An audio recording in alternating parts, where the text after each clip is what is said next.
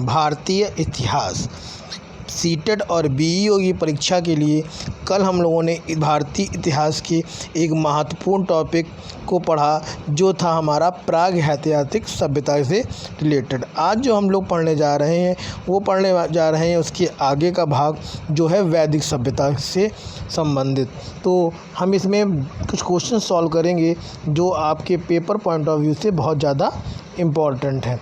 तो देखिए पहला क्वेश्चन है इसमें हमारी वैदिक सभ्यता का कि निम्नलिखित में से किस वेद में प्राचीन वैदिक युग की सभ्यता के बारे में सूचना दी गई है। तो इसका आंसर हमारा क्या होगा? ऋग्वेद, यजुर्वेद, अथर्ववेद या सामवेद। तो देखिए वेद में प्राचीन वैदिक युग की सभ्यता के बारे में जो सूचना दी गई है वो हमें कहाँ दी गई है? वो हमें ऋग्वेद में दी गई है। और ऋग्वेद में क्या है? ऋग्वेद में 10 मंडल हैं और 1028 के करीब जो है वो सूक्त हैं। ये हमारी अलग से कुछ इन्फॉर्मेशन ऋग्वेद के बारे में। सामवेद जो है वो संगीत से रिलेटेड है और यजुर्वेद में पूजा पाठ कर्मकांड से रिलेटेड है। अथर्ववेद जो है आपका इसमें तंत्र मंत्र ये सब चीज़ें आ जाती हैं। तो हमारा मेन जो आज का आंसर था वो था कि प्राचीन युग की सभ्यता के बारे में सूचना किससे मालूम हुई है? तो वो ऋग्वेद से प्राप्त हुई है। नेक्स्ट क्वेश्चन है वैदिक गणित का सर्वाधिक महत्वपूर्ण ग्रंथ कौन सा है? तो देखिए वैदिक गणित का जो महत्वपूर्ण ग्रंथ की बात कर रहे हैं यहाँ पर तो वो होगा हमारा आंसर नंबर सी, शुल्ब सूत्र। शुल्ब सूत्र जो था उसमें यज्ञ स्थल तथा अग्नि देवी वेदी के निर्माण तथा माप से संबंधित नियम दिए गए हैं। तो ये था हमारा इसका आंसर। नेक्स्ट क्वेश्चन है हमारा वैदिक आर्यों का प्रमुख भोजन था। वैदिक आर्यों का प्रमुख भोजन क्या था?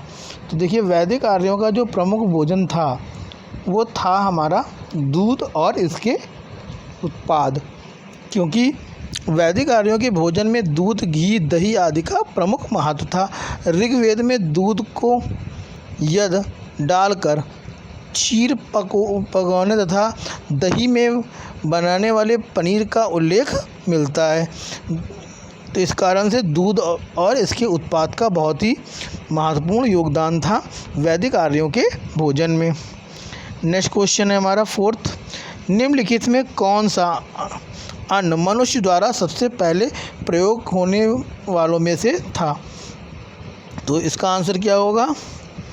इसका आंसर होगा जौ। सबसे पहले जौ जो था वो मनुष्य द्वारा प्रयोग होने वाला पहला अन्न था।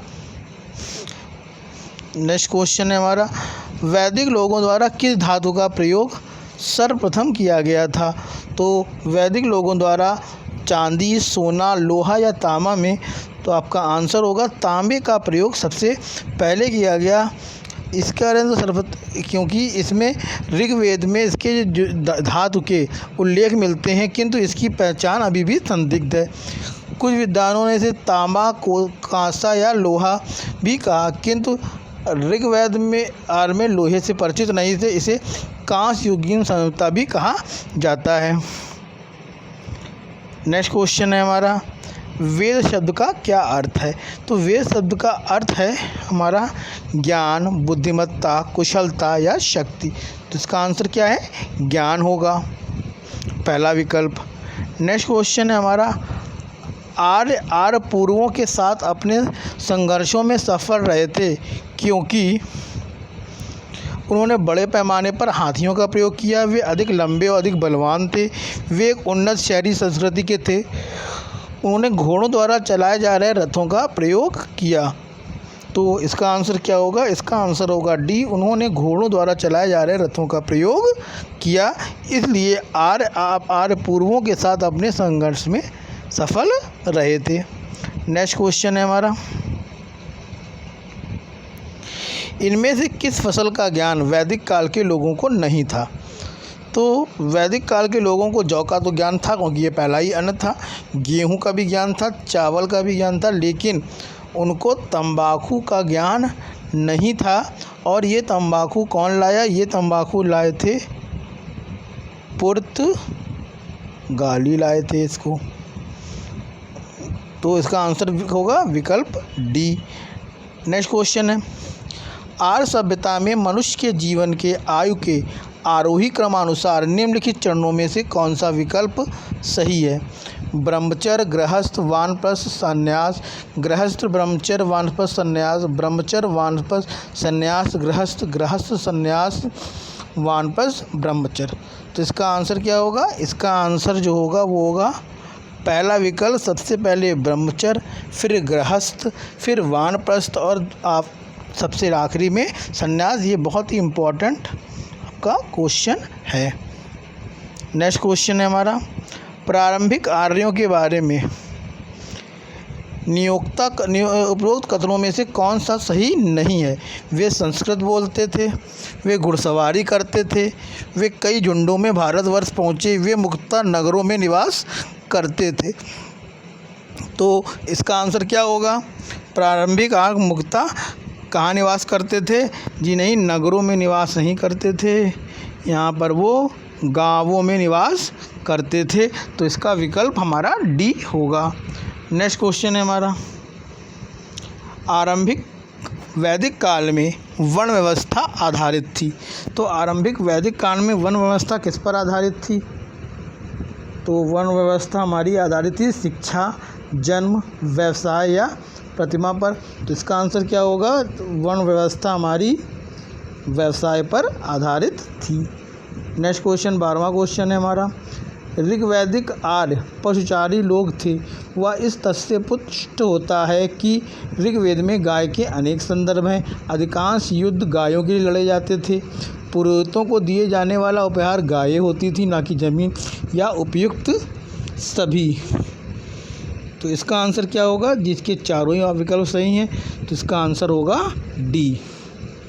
नेक्स्ट क्वेश्चन है हमारा, आर्यों को एक जाति कहने वाला पहला यूरोपियन कौन सा था? William Jones? नहीं, विलियम जोन्स नहीं थे। एच.एस. विल्सन, कर्नल जनरल कांगिंघम? नहीं, वो थे हमारे मैक्स मूलर। तो मैक्स मूलर ने आर्यों को एक जाति सबसे पहले कहा था। नेक्स्ट क्वेश्चन है हमारा, वैदिक युग में राजा अपनी जनता से जो कर वसूला करते थे उसे क्या कहते हैं? बलि, विदक, वर्मन या कर? तो क्या कहा जाता है? तो उसे हम लोग कहते हैं बलि। ये एक इम्पॉर्टेंट क्वेश्चन है आपका कि वैदिक युग में जो राजा लोग थे वो जनता से जो कर वसूल किया करते थे उसे बलि कहा जाता था। नेक्स्ट क्वेश्चन हम लोग पढ़ने जा रहे हैं 15 क्वेश्चन, प्रसिद्ध गायत्री मंत्र कहाँ से लिया गया है? तो देखिए, प्रसिद्ध गायत्री मंत्र कहाँ से लिया गया है? यजुर्वेद, ऋग्वेद, अथर्ववेद या सामवेद? तो इसका आंसर क्या होगा? ऋग्वेद से लिया गया है। नेक्स्ट क्वेश्चन है हमारा, भारतीय प्रतीक पर उत्तीर्ण सत्यमेव जैसे कहाँ से लिया गया है? मोस्ट इम्पॉर्टेंट क्वेश्चन है आपका, ये कहाँ से लिया गया है? तो ये ऋग्वेद से नहीं लिया गया है, मत्स्य पुराण से नहीं, ना भगवद गीता से, ये मंडोकोपनिषद से लिया गया है। मंडोकोपनिषद जो है वहाँ से सत्यमेव जयते को लिया गया है और इसका अर्थ है सत्य की ही विजय होती है। नेक्स्ट क्वेश्चन हमारा है, निम्नलिखित में से दस्तकारी कौन सी है जो आर्यों द्वारा व्यवहार में नहीं लाई गई? भद्रभांड, पोटरी, आभूषण, बढ़ईगिरी, लुहार? कौन सी ऐसी है दस्तकारी जो आर्यों द्वारा नहीं लाई गई? तो उसका आंसर क्या होगा? उसका आंसर होगा डी आंसर, लुहार। दस्तकारी और लुहार का वर्णन उत्तर वैदिक कार्यों के ग्रंथों में प्राप्त नहीं होता है।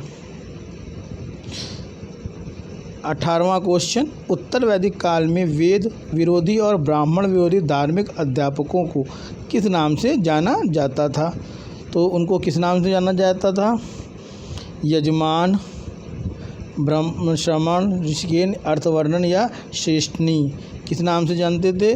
तो उनको था वो श्रवणमल के नाम से जाना जाता था। तो ये था हमारा 18वां क्वेश्चन।